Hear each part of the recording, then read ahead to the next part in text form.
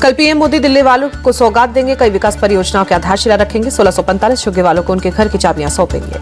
DD ने अशोक विहार में स्वाभिमान फ्लैट्स योजना के तहत फ्लैट बनाया, आपका घर आपका सम्मान योजना की टैगलाइन है। पीएम मोदी बोले कल डीयू के 2 कैंपस ईस्ट और वेस्ट दिल्ली कैंपस और रोशनपुरा में वीर सावरकर के नाम पर कॉलेज की आधारशिला रखेंगे। वीर सावरकर कॉलेज का डेटा साइंस पर फोकस होगा, दिल्ली यूनिवर्सिटी के वीसी ने जानकारी दी। महाराष्ट्र बीजेपी चीफ चंद्रशेखर बावनकुले ने वीर सावरकर को देश की अस्मिता बताया, कहा कांग्रेस ने उनका अपमान किया, उद्धव ठाकरे कुर्सी के लालच में चुप रहते हैं। महाराष्ट्र के डिप्टी सीएम एकनाथ शिंदे ने उद्धव ठाकरे और राहुल गांधी पर तंज कसा, कहा कुछ लोग कुर्सी के लिए वीर सावरकर का अपमान करते हैं। दिल्ली के लिए केंद्रीय सड़क और परिवहन मंत्री नितिन गडकरी ने बड़ा ऐलान किया, बोले अगले 2 साल में 1 लाख करोड़ का काम होगा, पूरी दिल्ली की तस्वीर बदल जाएगी। यमुना नदी की सफाई को लेकर गडकरी बोले नमामि गंगे स्कीम के तहत हमारे पास यमुना की सफाई का प्लान है। दिल्ली में बीजेपी और आम आदमी पार्टी में पोस्टर वॉर जारी, बीजेपी ने पोस्टर जारी किया, कहा केजरीवाल को फर्जी वोटर से इश्क है। बीजेपी ने केजरीवाल पर आरोप लगाया, कहा वोटर का फर्जीवाड़ा करने सत्ता बचाने की कोशिश कर रहे हैं केजरीवाल। बीजेपी के पोस्टर के जवाब में आम आदमी पार्टी ने भी पोस्टर जारी किया, केजरीवाल को बताया the greatest of all time. Delhi में बीजेपी के सांसद मनोज तिवारी बोले आम आदमी पार्टी ने दिल्ली को मौत परोसी, हमने दिल्ली के लोगों का जीवन बेहतर किया। संजय सिंह ने पूर्वांचल के लोगों को भरोसा दिया, कहा किसी पूर्वांचली का वोट कटने नहीं देंगे, बीजेपी उनको बांग्लादेशी बता रहे। आज सांसद संजय सिंह ने बीजेपी नेता अमित मालवीय और मनोज तिवारी को लीगल नोटिस भेजा। दोनों नेताओं ने संजय सिंह पर 2 जगहों पर वोटर लिस्ट के नाम होने का आरोप लगाया था। संजय सिंह के नोटिस पर मनोज तिवारी का जवाब, बोले जो दोषी हैं वो नोटिस भेज रहे हैं, अब जांच होगी और दोषियों को सजा मिलेगी। शिवसेना यूबीटी सांसद संजय राउत की भविष्यवाणी, कहा केंद्र सरकार 2026 के बाद नहीं बचेगी। Shiv Sena UBT chief Uddhav Thackeray BMC चुनाव की तैयारियों में जुटे, 7 जनवरी और 9 जनवरी तक पार्टी नेताओं के साथ समीक्षा बैठक करेंगे। NCP SP chief Sharad Pawar भी 8 और 9 जनवरी को पार्टी नेताओं के साथ बैठक करेंगे, बीएमसी चुनाव पर रणनीति तैयार करेंगे। जम्मू कश्मीर बीजेपी प्रवक्ता सुनील सेठी बोले नेशनल कॉन्फ्रेंस विजनलेस है, वो सरकार चलाने में हर मुद्दे पर फेल है। सुनील सेठी के बयान का सीएम उमर अब्दुल्ला ने जवाब दिया, कहा बीजेपी को चिंता करनी है तो स्टेटहुड की चिंता करें। लालू यादव के ऑफर पर खुद सीएम नीतीश कुमार ने जवाब दिया, कहा वो क्या बोल रहे हैं छोड़िए ना। जेडीयू नेता विजय चौधरी बोले जेडीयू का स्टैंड क्लियर है, हम एनडीए में हैं और एनडीए में रहेंगे, आरजेडी में परेशानी और उलझन है। डिप्टी सीएम सम्राट चौधरी बोले लालू जी एनडीए से डरे हुए हैं, सीएम नीतीश जानते हैं कि लालू ने बिहार को कैसे लूटा है। केंद्रीय मंत्री लल्लन सिंह बोले हम लोग एनडीए में मजबूती से हैं, लालू कुछ ना कुछ बोलते रहते हैं। महाराष्ट्र के सीएम देवेंद्र फडणवीस बोले लालू यादव के सपने पूरे नहीं होंगे। लालू यादव के बयान पर तेजस्वी यादव ने सफाई दी, कहा मीडिया को शांत कराने के लिए लालू जी ने वो बात कही थी। कांग्रेस के स्टूडेंट विंग एनएसयूआई ने पीएम मोदी से मांग की है एक सेंट्रल यूनिवर्सिटी और डीयू के एक कॉलेज का नाम पूर्व मनमोहन सिंह के नाम पर रखा जाए। डीआरडीओ के स्थापना दिवस के उपलक्ष्य में वरिष्ठ वैज्ञानिकों से मिले राजनाथ सिंह, मुख्यालय का दौरा भी किया। कल डीआरडीओ का 67वां स्थापना दिवस था। गृहमंत्री अमित शाह ने जम्मू कश्मीर और लद्दाख थ्रू द एजिस किताब का विमोचन किया, बोले कश्मीर भारत का अभिन्न अंग है और रहेगा। बिना पीओके के नाम पर लिए अमित शाह ने कहा जो गवाया है उसको जल्द हासिल करेंगे, पूरा विश्वास है। वित्त मंत्री ने 7वीं प्री बजट मीटिंग की, वित्त सेक्टर कैपिटल मार्केट से जुड़े लोगों की राय जानी। केंद्रीय कृषि मंत्री शिवराज चौहान ने दिल्ली की सीएम आतिशी को खत लिखा, केंद्र की किसान हितैषी योजनाओं को दिल्ली में लागू करने की अपील की है।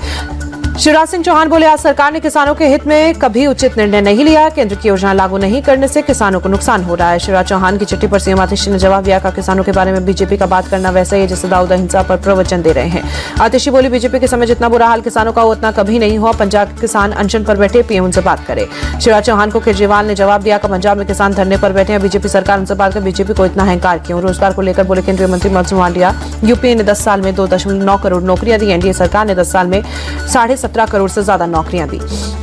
दिल्ली में 76वें गणतंत्र दिवस परेड की तैयारियों जुटे जवान कर्तव्य पथ पर रिहर्सल करते नजर आए।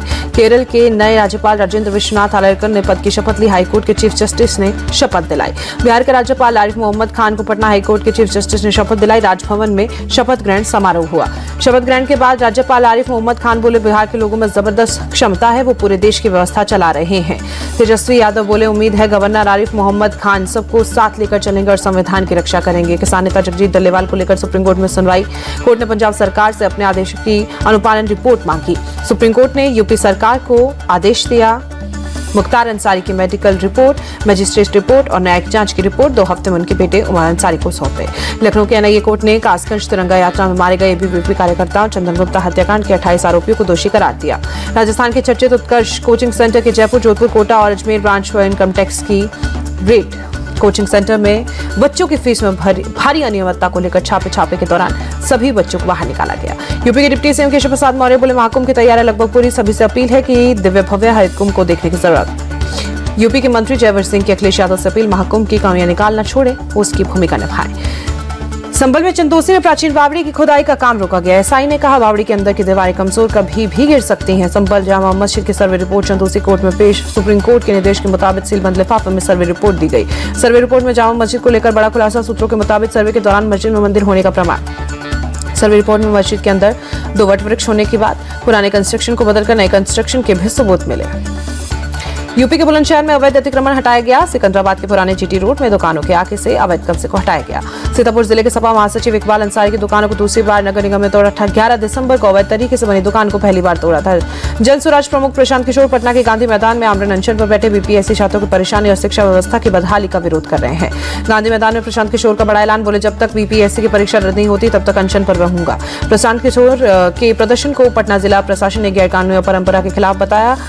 गर्दन बाग में धरना प्रोग्राम को शिफ्ट करने को कहा गया। पत्नी के साथ शिरडी पहुंचे केंद्रीय मंत्री शिवराज सिंह चौहान। साईं बाबा के दर्शन किए। महाराष्ट्र के सरकारी कर्मचारी अब मुंबई बैंक में अपना खाता खुलवा सकते। कैबिनेट ने फैसले को मंजूरी दी। कर्नाटक सरकार ने 2 महत्वपूर्ण फैसले लिए। धारवाड़ा को एक अलग निगम बनाया जाएगा। कर्नाटक में रोडवेज बसों का किराया 15% बढ़ेगा। 5 जनवरी नया फेयर लागू होगा। कर्नाटक के मंत्री प्रियंक खड़गे बोले बीदर में कॉन्ट्रैक्टर की खुदकुशी मामले में मेरा कोई लेना देना नहीं है। बीजेपी के नेता आरोप लगाने से पहले होमवर्क करें।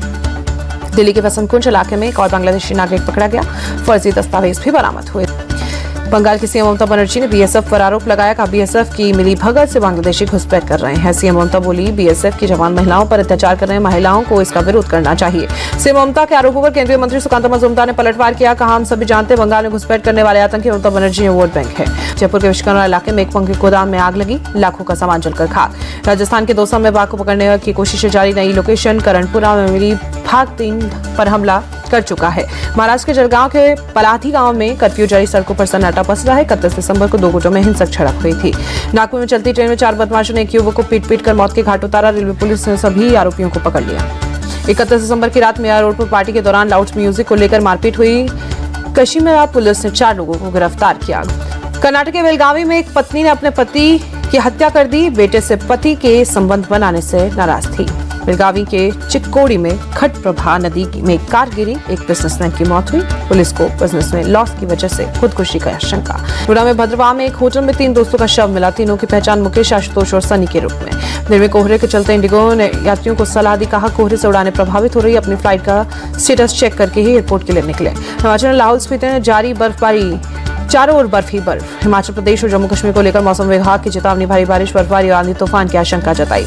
कोहरे की वजह से दिल्ली मुंबई एक्सप्रेसवे पर लारी के पास ट्रक और ट्रेलर की टक्कर। 20 से ज्यादा यात्री घायल। चिन्मय दास को जमानत नहीं मिलने पर वीएचपी प्रवक्ता विमोद बंसल ने नाराजगी जताई। कहा ऐसा लगता है बांग्लादेश की निचली अदालतें जिहादियों के दबाव में। यूएस डॉलर के मुकाबले रुपए का भाव 10 पैसे गिरा। $1 की कीमत 85 रुपए 75 पैसे। नए साल के दूसरे दिन बढ़त के साथ बंद हुआ शेयर बाजार। सेंसेक्स 1436, निफ्टी 445 अंक मजबूत। भारत सरकार ने खेल पुरस्कारों का ऐलान किया। मनु भाकर, डी कुकेश, हरमनप्रीत सिंह, पैराथलीट प्रवीण कुमार को खेल रत्न मिलेगा। अनयानी, प्रतिपाल सिंह, रूबेना फ्रांसिस, स्वप्निल सुरेश, कुसाले समेत 32 खिलाड़ियों को अर्जुन पुरस्कार मिलेगा। 17 जनवरी को राष्ट्रपति भवन में सभी पुरस्कार दिए जाएंगे। कल से सिडनी में भारत और ऑस्ट्रेलिया के बीच श्रृंखला का 5वां और आखिरी टेस्ट मैच भारतीय समयानुसार 5 बजे सुबह शुरू होगा। मैच कोच गौतम गंभीर और टीम इंडिया के खिलाड़ियों में अनबन की बात सामने आई। गंभीर ने कप्तान रोहित के खेलने पर बड़ा बयान दिया। कहा टॉस के दौरान प्लेइंग 11 का ऐलान करेंगे। हेड कोच गौतम गंभीर ने चुप्पी तोड़ी। खिलाड़ियों को हिदायत दी ड्रेसिंग रूम की बातें लीक नहीं होनी चाहिए। गौतम गंभीर ने अपने बयान में आगे कहा जो खिलाड़ी अच्छा प्रदर्शन करेगा उसे प्लेइंग 11 में जगह मिलेगी। सिडनी टेस्ट से पहले भारत को तगड़ा झटका। तेज गेंदबाज आकाशदीप में तकलीफ के चलते 5वें मैच से बाहर।